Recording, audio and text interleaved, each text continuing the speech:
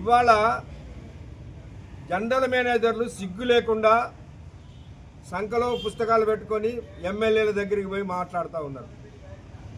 ఒకనాడు ఎమ్మెల్యేలైనా ఎవరైనా సింగరేణి ఆఫీస్కి వచ్చి ఏదైనా సమస్యలు ఉంటే చర్చించేవాడు.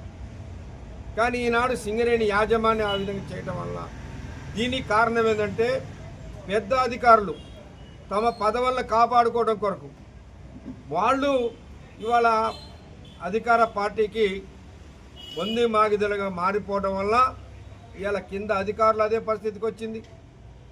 ఇవాళ మైన్స్ మీద ఒక షిఫ్ట్ మార్చే పనికి కూడా ఎమ్మెల్యేలు మంత్రుల రికమెండేషన్లు అంటే ఇక ఎందుకండి ఈ సింగరేణి, ఈ కార్మిక సంఘాలేంటి, కార్మికులేంటి? గతంలో ఏదైనా ఒక కోల్ కట్టర్కి సంబంధించిన సమస్య వస్తే యూనియన్ లీడర్లు కూడా అవసరం లేదు, కోల్ కట్టర్లే పోయి మేనేజర్ దగ్గర మాట్లాడుకునేవాళ్ళు. లేదా టిమ్మర్ మేళ సమస్య వస్తే వాళ్ళు పోయి మాట్లాడుకునేవాళ్ళు, కోల్ ఫీల్డ్ల సమస్య వస్తే వాళ్ళు పోయి మాట్లాడుకునేవాళ్ళు. ఏదైనా పెద్ద సమస్య వస్తే యూనియన్ లీడర్లు మాట్లాడేటోళ్ళు. ఇప్పుడు ఏం లేదు, మొత్తం పైరవికారి విధానం.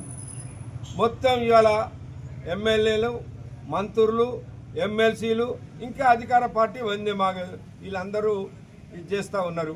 సింగరేణి స్థాయికి దిగజార్చినటువంటి అధికారులు తమ స్వార్థం కొరకు తమ యొక్క పదవులను కాపాడుకోవడానికి ఈ విధంగా సింగరేణిని ప్రభుత్వం దగ్గర తాకట్టు పెట్టే పద్ధతి తీసుకొస్తూ ఉన్నారు. దీన్ని మేము వ్యతిరేకిస్తూ ఉన్నాం. ఇది కార్మికుల్లో తప్పనిసరిగా తిరుగుబాటు వస్తుంది. ఇవాళ సీనియర్ కార్మికులకు అన్యాయం జరిగే పద్ధతుల్లో క్వార్టర్లు జూనియర్లకి అలాట్మెంట్లు చేపిస్తూ ఉన్నారు.